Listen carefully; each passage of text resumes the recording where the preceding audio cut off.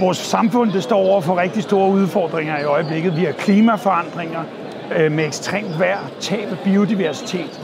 Og så har vi sågar øget mistrivsel hos mange mennesker. Vi mener, at naturen har løsningen på mange af de her udfordringer. Og i det værte, der kalder vi det the power of nature. Vores medarbejdere har hver dag naturen mellem hænderne, og derfor ved de også, hvad naturen er i stand til. Tag bare et eneste stort træ. På samme tid, så binder det CO2. Det reducerer støj. Det binder vand. Det er levested for andre arter. Og så reducerer det stressniveau for os mennesker, ligesom det gør tæt bebyggede områder mere levedygtige. I det værte mener vi, at vores partnerskab med naturen skal gentænkes. Vi skal aktivere naturen, i stedet for at forsøge at tæmme den.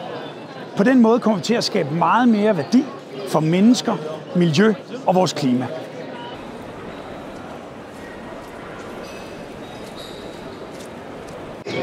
Vores vision hos I det værte er at være med til at fremme og udvikle naturbaserede løsninger.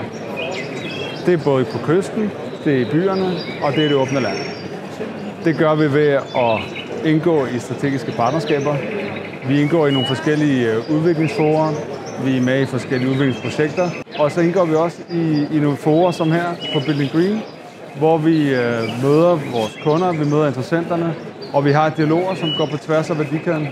Det handler om, at vi skal være dygtige til at forstå udfordringerne. Vi skal være dygtige til at omsætte biodiversitetsudfordringer til det, vi laver i hverdagen. Vi skal forstå, hvorfor er det, at vi har et CO2-problem, og hvordan omsætter vi det til noget i hverdagen, som vi kan gøre ud på kunderne.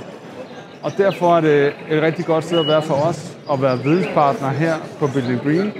Og det er også derfor, at vi er gået i dialog og er gået i samarbejde med en virksomhed som Opland. Fordi de har også noget på hjertet på det her. De har også nogle ting, de gerne vil udvikle, og det vil vi egentlig gerne gøre sammen med dem.